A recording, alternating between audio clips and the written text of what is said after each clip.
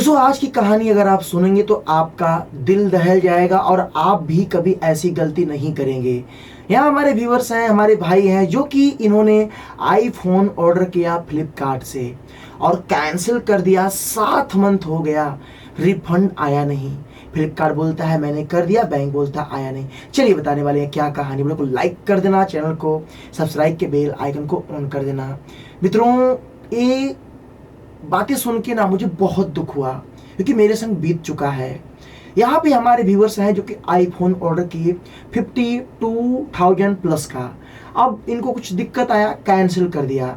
अब कैंसिल कर दिया, फ्लिपकार्ट का ऑटोमेटिक सिस्टम है कि भैया हमने जनरेट कर दिया, आपका रिफंड प्रोसेस हो गया। बैंक बोला आया नहीं, फ्लिपकार्ट बोला मैंने कर दिया, आप एक प्रूफ देखो।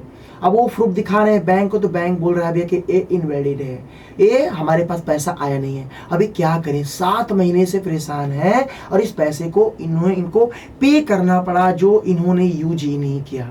क्या कहानी है मित्रों, मैं आपको बता दूं। देखो एक प्रकार से इसको मुहिम बोल सकते हैं, मतलब कि 2 लोग के बीच की कहानी। अब अगर आप किसी थर्ड पार्टी मर्चेंट से शॉपिंग करते हैं तो मर्चेंट सिस्टम क्या होता है, अगर आपने उस सामान को नहीं लिया तो वो मर्चेंट का सिस्टम क्या होता है कि ऑटोमेटिक उसको रिफंड प्रोसेस करता है। जहां से पैसा डेबिट हुआ वहां पे क्रेडिट हो जाएगा।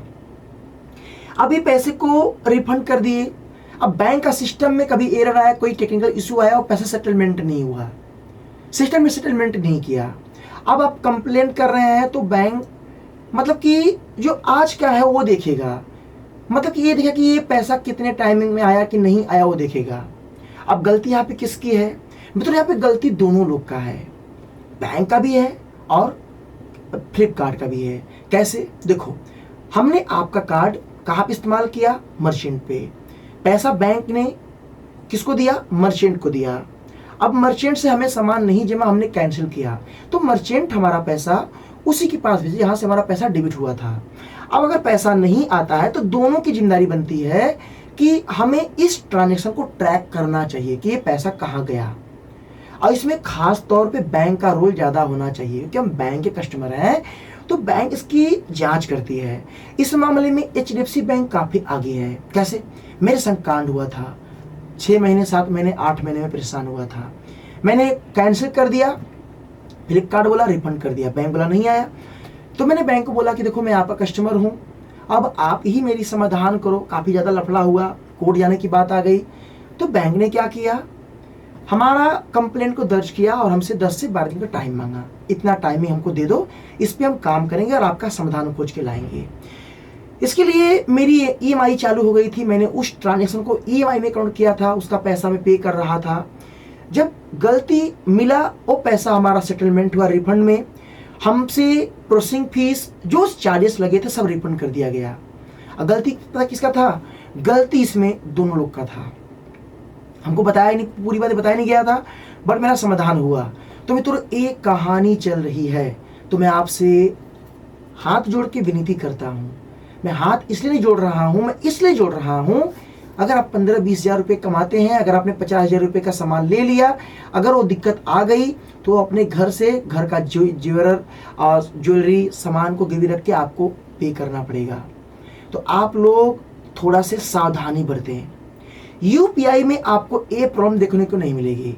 डेबिट कार्ड EMI कर रहे हो उसमें दिक्कत आएगा, क्रेडिट कार्ड से कर रहे हो उसमें दिक्कत आएगा। डेबिट कार्ड अगर आप ओनली डेबिट कार्ड से बैंक का पैसा इस्तेमाल करें उसमें दिक्कत नहीं आएगा। ये 2 लोग का लफड़ा है। और मित्रों जो लोग पढ़े लिखे हैं वो तो लड़ाई करके पैसा ले रहे हैं, जो बेचारे कम पढ़े लिखे हैं, जिनको पूरी जानकारी नहीं है, सिर्फ ऑर्डर करना जानते हैं, पिन डालना जानते हैं, OTP सबमिट करना जानते हैं, वो कहाँ जाएंगे। एक कहानी है। तो मित्रों बैंक में इनको मतलब कि कंप्लेंट करना पड़ेगा, फॉर्म सबमिट करना पड़ेगा, इसके बाद इनका समाधान होगा। और इसके लिए साइबर विभाग को कंप्लेंट करना पड़ेगा क्योंकि ये प्रकार से फ्रॉड केस हो गया। तो मित्रों ये कहानी है। तो मैं आप लोग से रिक्वेस्ट करता हूं कि बड़े अमाउंट का ट्रांजैक्शन अगर आप कर रहे हो तो पहले एक बार नहीं 10 बार विचार करना, मैं इस सामान को लेने के लिए रेडी हूं, कैंसिल नहीं करूंगा। सोच लो, घर में दोस्त से मित्रों से समझ लो, फिर इसे ऑर्डर करो। बिना जाने बिना समझे अगर आप ऑर्डर कर दिए, कैंसिल कर दिए, तो रिफंड की गारंटी तो बिल्कुल मत सोचना। और रिफंड अगर आएगा तो तो कितना टाइमिंग लगेगा ये पता नहीं। एक लड़की ने 1 लाख रुपए का लैपटॉप ऑर्डर किया और उसका मन किया कि मैं कैंसिल कर दूं। 14 महीना हो गया, रिफंड आया ही नहीं। मुझसे संपर्क हुआ, कॉल पे बार मतलब कि एक प्रकार से रोने लगी, मेरी ही मदद करो। मैंने मतलब कि हमारे एक पहचान के लॉयर उनसे बात किया, थोड़े मोड़े फीस लगे, लड़की ने पे किया, उसका मैटर 16 महीने में जाके सॉल्व हुआ, पैसा आया उसके अकाउंट में रिफंड। एक कहानी है। अगर ऐसा होता है तो किसी के पास मत जाना, कंज्यूमर कोर्ट जाना, डायरेक्ट किसी लॉयर के थ्रू जो है। और आप जो है कॉम्पनसेशन के लिए भी आप उसमें ऐड करवाना, अगर आपका कोई काम है, कुछ लॉस गया है, ये कहानी है, तो आप बताना गलती किसकी है। अपने रेकमेंड जरूर शेयर करना।